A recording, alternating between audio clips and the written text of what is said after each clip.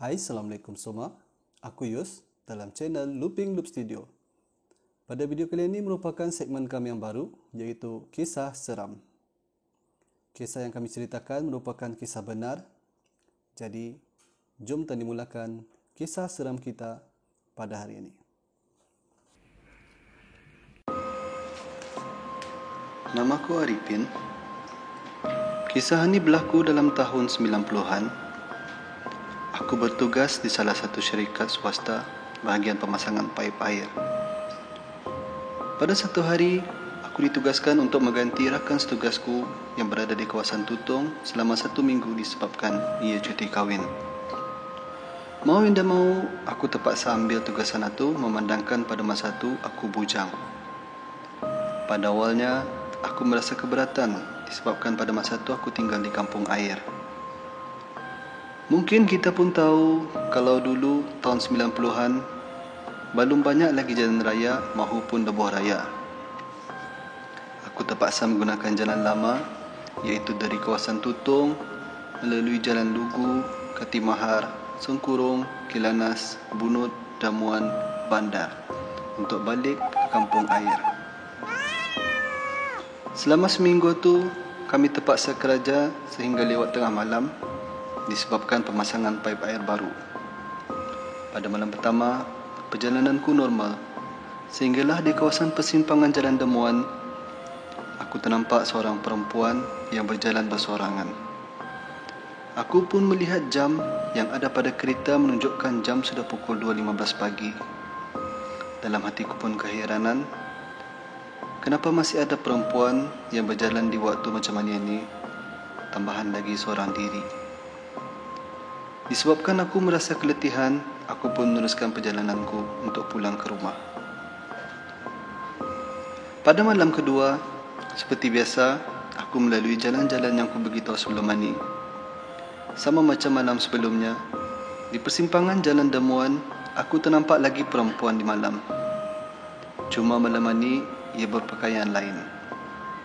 Aku melihat jam pada masa itu pukul 2.35 pagi. Dan meneruskan perjalananku untuk pulang. Pada malam ketiga, di sinilah bermula kisah aku tidak dapat lupakan sehingga hari ini. Pada masa itu hujan turun renyai-renyai dan jam sudah menunjukkan pukul 2.40 pagi. Seperti malam-malam sebelumnya, aku ternampak perempuan itu lagi di persimpangan Jalan Demuan. Aku memperlahankan kereta aku dan menghampiri perempuan itu. Niatku hanya untuk menumpangkan dia disebabkan pada malam itu hujan turun renyai-renyai. Apabila menghampiri perempuan itu, aku pun bertanya destinasi yang akan dilaluinya. Mana tahu jalan yang dilaluinya itu sama dengan perjalananku. Ia pun cuma menunjukkan arah menggunakan tangannya, lalu masuk dan duduk di kursi belakang. Setelah ia duduk itu, aku cuba bertanya sekali lagi tempatkan ditujunya, tapi ia hanya diam dan menundukkan sedikit kepalanya. Aku pun memperjalankan keretaku dengan rasa hairan. Dalam perjalanan kami, aku memberitahu destinasiku adalah untuk pulang balik ke kampung air. Belum batah tu, barutah ia bersuara dan mengatakan ia akan memberitahu dan di mana untuk berhenti menurunkan ia, sebab destinasinya kurang lebih macam tujuanku. Setiba di kawasan Kianggih, perempuan itu pun menggamit bahu kiriku dan memberitahu untuk berhenti dan menurunkan ia di sana. Aku melihat jam pada masa itu pukul 2.50 pagi. Ia pun turun dari kereta mengucapkan terima kasih dan jumpa lagi nanti. Aku membalas dengan ucapan sama-sama.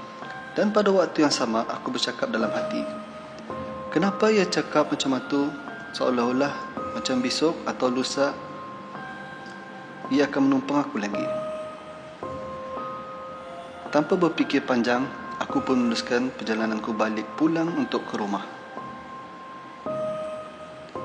Setiba di rumah, aku terus mandi dan bersiap-siap untuk tidur memandangkan jam di dinding sudah menunjukkan pukul 3.20 pagi.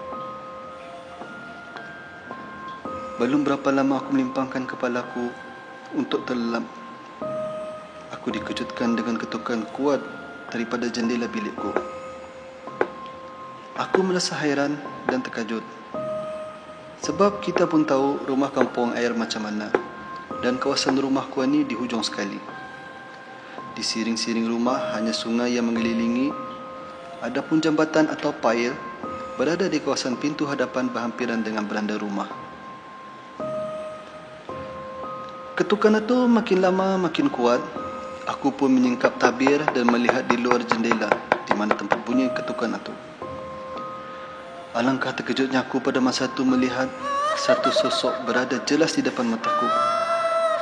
Sosok ini adalah sosok wanita yang kulihat beberapa malam ini dan kutumpangi balung batah tadi.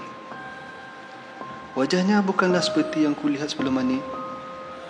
Paras rupanya yang hancur, matanya yang terbeliak, diiringi suara yang mengilai. Aku merasa ketakutan.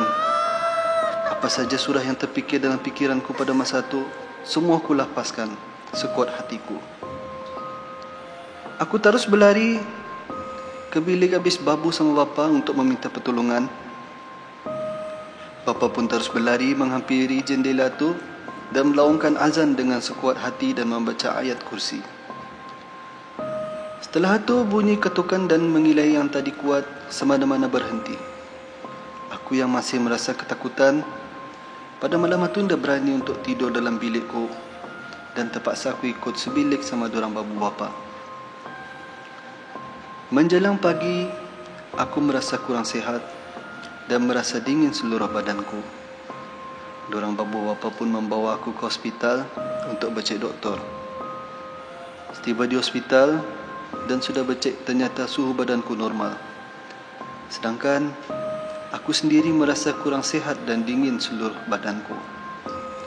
Bapakku pun menyarankan dan membawa aku untuk berubat arah orang pandai. Setiba di tempat orang pandai itu, ia pun mulalah mengubati aku dengan bacaan surah Al-Quran dan menyapu seluruh badanku menggunakan daun bidara. Setelah itu, baru tak merasa nyaman sedikit badanku dan dinginku pun berkurang. Babu bapa pun bertanya arah orang pandai itu kenapa dengan diriku ini. Orang pandai itu pun memberitahu yang aku ini ketaguran dan disukai oleh makhluk itu disebabkan aku tak sampai mengikuti aku ke rumah balik. Sejak dari itu, aku tidak lagi beranikan balik akhir ke rumah melalui jalan itu.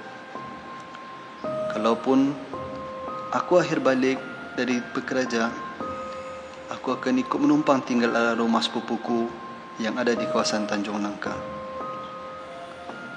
Masa ini Alhamdulillah, aku sudah berkahwin dan mempunyai 5 orang anak. Kisah yang berlaku dalam 20 lebih tahun itu masih ku ingat-ingat sampai masa ini. Kisah menumpangi perempuan misteri.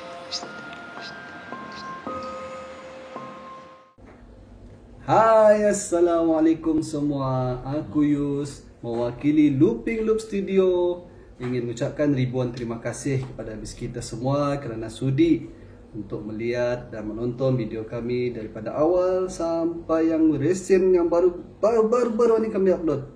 Okey.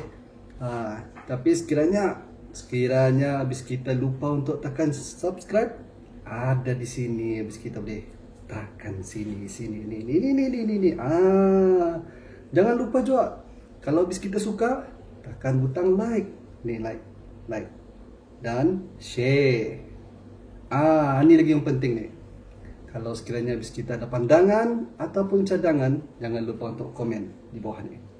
Okey, di bawah ni, ataupun habis kita boleh DM kami arah IG kami Looping Loop STU, ataupun hantar email, email kami bawah ni.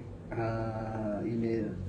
Okey, itu saja daripada aku Yus, Looping Loop Studio. Assalamualaikum. Bye bye.